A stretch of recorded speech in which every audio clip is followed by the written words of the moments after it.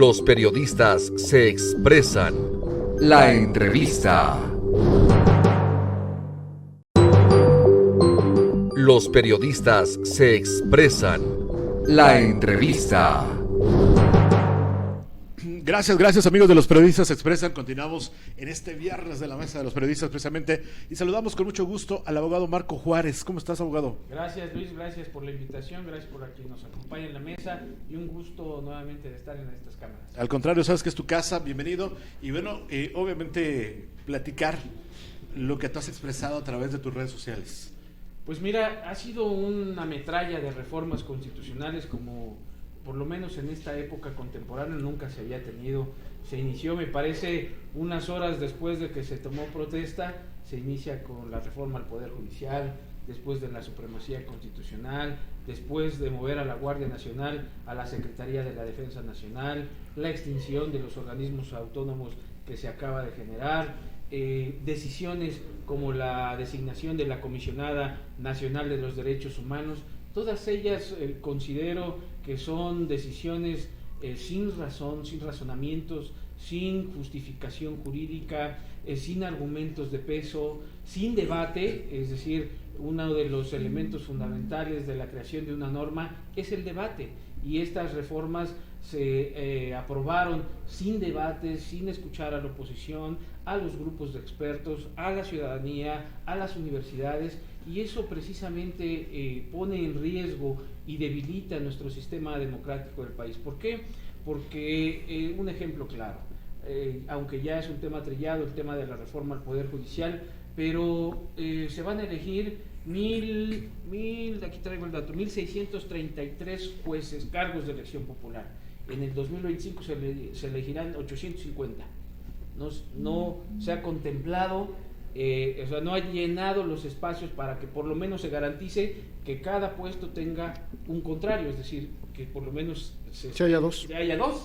¿Por qué? Precisamente porque se manda el mensaje de que el Poder Judicial estará controlado, supeditado, subordinado tanto al Ejecutivo como al Legislativo, y entonces eso sí pone en riesgo nuestra estabilidad, y no solamente nuestra estabilidad interna, sino también económica.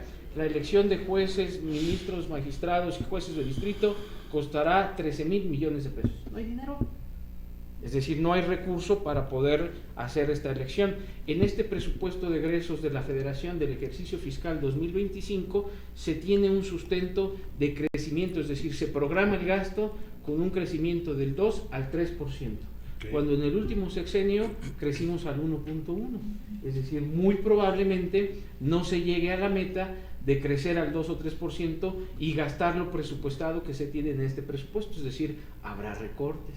¿A quién se le recortará el presupuesto de egresos? Porque ha habido, y los programas sociales suben, es decir, el gasto corriente sube, el gasto social sube, y desgraciadamente tienes que hacer recortes en áreas desgraciadamente sensibles como el medio ambiente, como la cultura, como la educación, como la seguridad, y eso sin duda nos transgrede y nos pega en este México contemporáneo.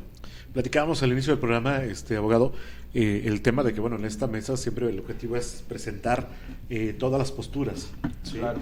Y digo, ya hemos escuchado en muchas ocasiones a nuestra diputada federal, a Vianey García, obviamente defender y argumentar el porqué de estas reformas. Hoy escuchamos una voz crítica, una voz, de un abogado con trayectoria, pero una voz crítica. ¿En qué momento empezaremos, según tu punto de vista, a vivir las consecuencias de esta ola de reformas? Desde que existe una presión internacional, es decir, con la extinción de los organismos autónomos, hubo una reforma constitucional que se da ayer, de la extinción de los organismos autónomos, en donde desaparecen organismos que generan un cierto contrapeso, o que generan que no todo se concentre en el Ejecutivo Federal y su organización administrativa que tiene como organigrama federal de sus secretarías. ¿Qué me refiero a esto? Pongamos, hay un instituto fundamental en estos organismos autónomos que han desaparecido, como el Instituto Nacional de Acceso a la Información, el INAI. Gracias al INAI supimos en el sexenio pasado qué pasó en Segalmex. Supimos también qué pasó en Tlatelolco. supimos también qué pasó en la matanza de Atlayaya, supimos también qué pasó en la línea 12 del metro. Es decir, una serie de aspectos que si no hubiese existido el INAI, muy difícilmente pudiéramos tener esa información, porque todo gobierno, sea del partido que sea de la ideología que sea, tiene una resistencia natural a dar información. ¿Por qué? Porque es una información que se ocupa en contra del mismo gobierno. Como supimos que algunos contratos fueron otorgados a cercanos del expresidente de la República, gracias al INAI.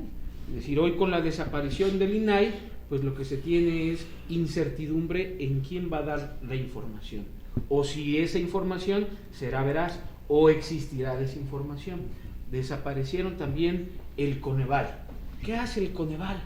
Pues bueno, ¿quién sabe? Bueno, pues mide la pobreza, genera los índices de reducción de pobreza o que se incrementan, es decir, a veces mide la eficacia y la eficiencia de la implementación de los programas sociales, sugería, porque ya no existe, sugería en dónde aplicar política social, en qué territorios, en dónde estaban los cinturones de pobreza, de qué manera generar mayores acciones de política para reducir el índice de pobreza, y todos esos aspectos ya no existen. Se va también la Comisión de Mejora Regulatoria o Permanente en el tema educativo. ¿Por qué? Porque los programas sociales como la beca Benito Juárez, como hoy la beca que se le dará a los jóvenes, pues no compra pupitres y no reestructura las instituciones educativas, ni eficienta el sistema educativo que tenemos en México. Hoy se va. ¿Por qué? Es decir, estas reformas que al analizar en un ejercicio de reflexión, sin duda son reformas regresivas. ¿Por qué orientar esta nueva política a regresar hace 30 años? Una reforma mal llamada que también se fue es la reforma de supremacía constitucional. ¿Qué significará estas palabras de supremacía constitucional? Significa que nadie por encima de la Constitución. Okay.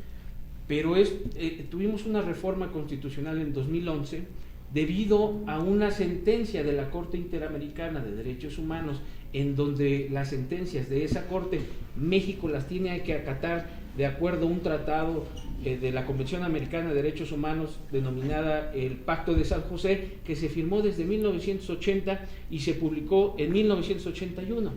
La Corte Interamericana analiza los casos graves de violaciones de derechos humanos que existen en este país y todos los de América Latina. Hubo violaciones grandes en un tema que muchos de nosotros sabemos que se llama caso Algodonero o caso Rosendo Radilla Pacheco, sí, en donde hubo violaciones graves. Por ejemplo, el campo Algodonero significó que 3 jovencitas fueron violadas en algún campo y fueron encontradas en el campo Algodonero de Ciudad Juárez, Chihuahua, violadas, maltratadas, mutiladas, y el Estado mexicano no les dio seguridad y no les dio sentencia que garantizara el resarcir los daños que pasó en esa época. La familia de estas jovencitas acudió a la Corte Interamericana de Derechos Humanos a denunciar violaciones graves de derechos humanos, y la Comisión Interamericana de Derechos Humanos emitió una recomendación para que el Estado mexicano adecuara su marco normativo y estableciera que no solamente sean los derechos humanos constitucionales, sino los derechos humanos en los tratados internacionales. Es decir, que se incrementara el espectro de derechos y que eso ocasionara unos conceptos que nosotros como abogados manejamos, como la interpretación conforme, como el principio pro persona, que significa es darle el mejor beneficio y aplicar la norma que más le beneficia al gobernado. Todo esto hoy con la reforma al artículo 133 constitucional se establece que será ley suprema la Constitución y los tratados internacionales que estén sujetos a la misma Constitución. Entonces nos quita un cúmulo de derechos humanos internacionales ya ganados. Y hay un principio en derecho que se llama el principio de progresividad, que significa es que todo va en avance, todo va en mejora, no en retroceso. ¿Por qué hacer este tipo de reformas? Y más si este tipo de reformas generan las condiciones necesarias para la inversión. habría que hacer un ejercicio de reflexión. Es decir, habrá empresas transnacionales que quieran venir a México tratándose de que no sabemos quién va a ser nuestro ministro de la Suprema Corte, quién va a ser los jueces, que ya no hay un organismo autónomo que regula el mercado, que evita los monopolios, que da la transparencia a las inversiones, que pone en reglas iguales para todos, tanto el Estado como para el sector privado, en cualquier sector. Eso habría que preguntarle a los inversionistas. ¿Estas condiciones son las adecuadas para una nueva negociación del Tratado de Libre Comercio? Eso es lo que hay que poner en la mesa y eso es lo que hay que poner en el debate. Entiendo que puede haber ciertas resistencias o muchas veces poca información de todos estos temas para formarse un criterio más amplio y emitir una opinión de que si es que estas reformas van a mejorar o si estas reformas tendremos que pagarlas todos nosotros en poco o muchos años. Digo, ante el panorama que estás mostrando en este momento, abogado, son reformas que nos van a hacer a los mexicanos pagar ciertas consecuencias, pero la pregunta es, o sea, si ya en este momento no es tarde, ¿y a qué me refiero? Porque esas reformas pasaron por la debilidad de la oposición en nuestro país. Y hoy arrastran en el Congreso Federal, en el Senado y en todos lados, ¿sí? Y hoy no hay quien se oponga, quien pueda debatir, porque tienen mayoría. No hay debate precisamente no hay debate. Porque pues no lo necesitan. Pero ese debate, nos regresa al tema de que la oposición ha dejado de hacer lo que tuvo que hacer. Hay una responsabilidad y esa responsabilidad es de todos, ¿eh? Sí. Lo que estamos viviendo en el país y el que se exceda en los límites constitucionales, en donde debilitemos el sistema democrático del país, en donde no estemos generando las condiciones adecuadas para una inversión, es responsabilidad de todos. Y la oposición en este país está desdibujada. Y no existe oposición, no existen voces en contra. Si las pocas que existen son aisladas. Claro. Yo lo que advierto que es lo que desgraciadamente va a pasar, que los controles, que los límites vendrán del exterior. Fíjate que Marco, Luis, Paco, amigos que nos hace favor sintonizarnos, a mí lo que me preocupa es que la labor del legislador me parece que ya está perdiendo, porque hoy simplemente es, como se dice coloquialmente en el ámbito periodístico, no cambiarle ni un punto ni una coma a lo que mandan desde el Ejecutivo. Sí. Y eso me preocupa porque pareciera que hoy, al no haber oposición, porque tienen la mayoría calificada, prácticamente calificada, ya la labor de los legisladores, tanto en Cámara Alta como en Cámara Baja, es decir que sí. Y entonces ya efectivamente no hay debate. Y cuando no hay debate, tampoco hay información. Claro. Porque tú caminas con el ciudadano de a pie y le dices, oye, que cambió esto, oye, va a desaparecer tal instituto, te van a decir, pues sí, pero uno, no los conocían muy bien. Y luego te dicen que va a desaparecer. Pues si no hay debate, si no hay información, si no se baja hacia la ciudadanía, lo único que nos va a tocar son las consecuencias, ¿no? Y por ejemplo, lo que comentaba el abogado, ¿no? hace algunos minutos, ¿no? Desaparece el INAI. Hay mucha gente que no sabía qué es el INAI o cuál era la función, ¿sí? Entonces, pues, obviamente hay desinformación total. El tema aquí es, ¿qué viene abogado? Un ejemplo claro de lo hasta dónde estamos llegando es la designación de la Comisionada Nacional de Derechos Humanos. Hay una comisión interna en las cámaras que antes de pasar al pleno hay debate, y esas comisiones, que en este caso para la designación de la comisionada de los derechos humanos es la Comisión de Justicia. Okay. Esa Comisión de Justicia puso una lista de 13 o 14 aspirantes a estar al frente de la Comisión Nacional de Derechos Humanos, y la peor evaluada fue Rosario Piedra en la comisión. Se baja a una aspirante que estaba en segundo lugar para meterla a ella. Y después en pleno gana ella. Es decir, lo que vivimos 6 años en la Comisión Nacional de Derechos Humanos fue algo desastroso. De verdad desastroso en un país en donde se viven injusticias, en donde hay violencia todos los días, en donde hay violación de derechos humanos flagrantes por parte de nuestras policías, por parte de nuestras autoridades, por parte de nuestros jueces. Ahí debe salir la Comisionada Nacional de Derechos Humanos a hacer que se respeten los derechos humanos, a levantar la voz. Y fue una comisionada sumisa, omisa, sin voz autorizada. Y lo que pretenden es que estos 6 años vuelva a ser lo mismo. Y no estoy hablando de la Presidenta de la República, porque la Presidenta de la República llevaba su propuesta. Es decir, lo que estamos viviendo es que el Congreso se ha empoderado y no se han dado cuenta de que el mismo Congreso puede destituir a la Presidenta de la República, que el mismo Congreso puede, con su poder reformador, puede decir, ahora el periodo de la Presidenta de la República es de 3 años, y en 3 años se va. No se está dimensionando. Y además otro aspecto fundamental, como si el poder fuera para siempre, como que siempre vamos a encontrar ciertos equilibrios. Habrá quien llegue desfasado, radicalizado, y con estas herramientas, con estos instrumentos que se le está dando constitucionalmente, y podemos enfocarnos y orientarnos a un totalitarismo, a una democracia sin democracia, a un país como el que nadie quiere, ni los afectos a la izquierda, ni al centro, ni a la derecha queremos, sino queremos un país progresista, un país en donde se respeten los derechos humanos, y eso es precisamente lo que estamos pugnando, pero la obligación es de todos los mexicanos, de acercarnos la información. Oye, en ese momento, abogado Marco, a ver, ya nos estás explicando aquí la enfermedad que estamos padeciendo, ¿sí? Nos estás dando todos los síntomas y todas las consecuencias que van a venir. ¿Cuál sería la medicina? La medicina es que crezcamos como ciudadanía, que haya una oposición en este país que permita generar un debate de altura. A este país le hace falta oposición. El partido oficialista necesita oposición. Es sano que haya una oposición responsable. Totalmente.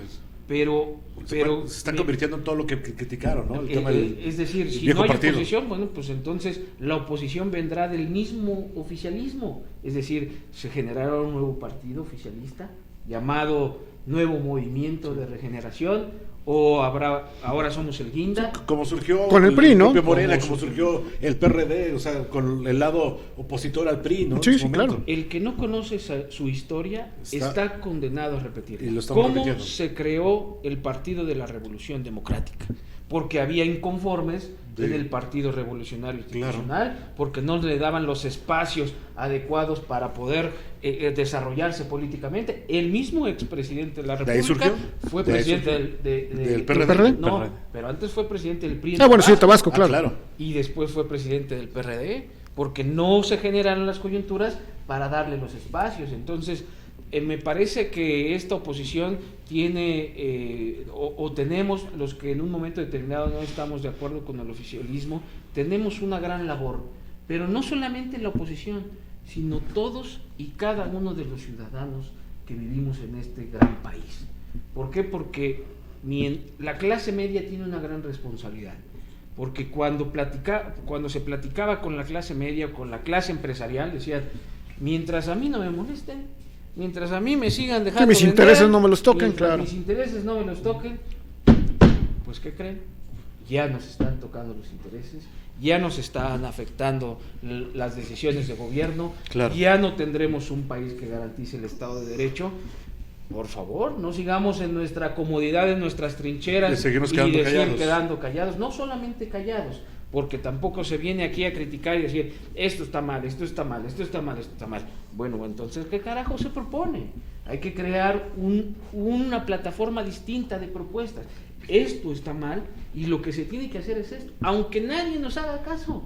¿Por qué? Porque no habrá debate. En ese sentido, fíjate, abogado, ya hicimos aquí un ejercicio donde estuviste con la diputada federal, y a lo mejor el siguiente ejercicio me gustaría que fuera en lo que acabas de comentar. ¿En cuáles serían las propuestas para poder mejorar lo que ya tenemos? ¿Sí?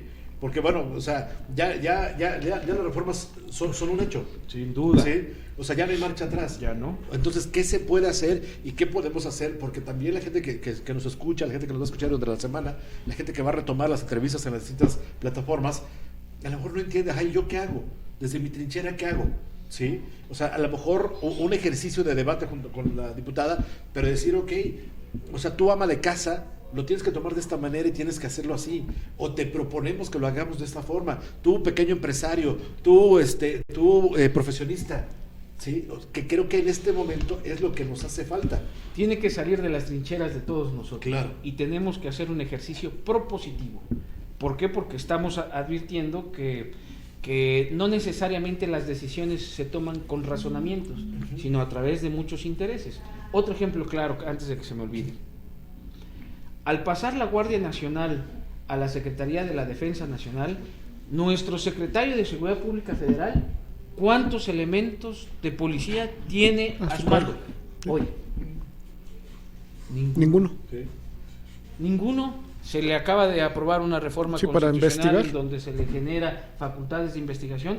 Muy buena la propuesta, coordinado con el Ministerio Público, va a hacer que haya más cuerpos para la investigación. Pero no tenemos elementos porque todos se fueron a la Secretaría de la Defensa Nacional. Bueno, creemos los elementos, no hay dinero. ¿Qué hacemos? Es nuestra seguridad, es quien va a coordinar los 3 órdenes de gobierno, el municipal, estatal y el federal no hay, porque la Guardia Nacional se trasladó a la Secretaría de la Defensa Nacional. ¿Y por qué no se quería que se trasladara a la Secretaría de la Defensa Nacional? Un factor fundamental, porque la Secretaría de la Defensa Nacional, con la Marina, con el Ejército y con la Guardia Nacional, su objetivo constitucional es la preservación de la soberanía nacional, la defensa de nuestro territorio, no de la defensa de los derechos de las personas, su familia y su patrimonio. Son 2 aspectos distintos, son 2 visiones distintas, 2 funciones totalmente distintas. Por eso tantas violaciones de derechos humanos por parte del Ejército, por parte de la Marina, por parte de la Guardia Nacional, porque su formación policial, porque su formación no es civil, sino es a las armas, a la defensa, a la estrategia, al ataque, pero no la preservación de la tranquilidad y la seguridad de los mexicanos. El sentido social. Ahí es donde está el error. Y ahí es donde debemos llegar al debate fundamental, que podamos lograr tener información suficiente para emitir un criterio. Y una responsabilidad de todo ciudadano es allegarse de la información necesaria para emitir un criterio. Puedo estar de acuerdo contigo o no puedo estar de acuerdo por diferentes aspectos, pero con sustento, con información, con razonamientos, con argumentos, con fundamento jurídico. No sí, al estar informado ya te hace pensar, ¿no? De manera propia. Y ahí está la responsabilidad y ahí está la tarea para todos.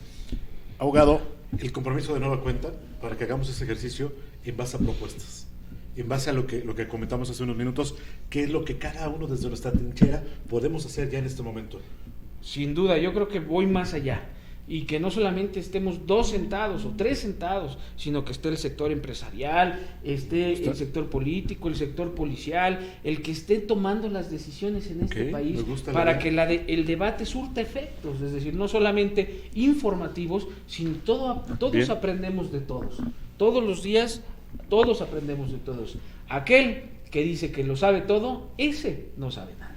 Entonces yo creo que vale la pena hacer un esfuerzo para que el debate se extienda. Me gusta la idea. Y que existan sectores representativos que puedan aportar ideas, no solamente desde el entorno jurídico, sino desde el entorno empresarial, desde el entorno ciudadano, desde el entorno de la industria, desde el entorno del que está sufriendo la delincuencia todos los días en este país.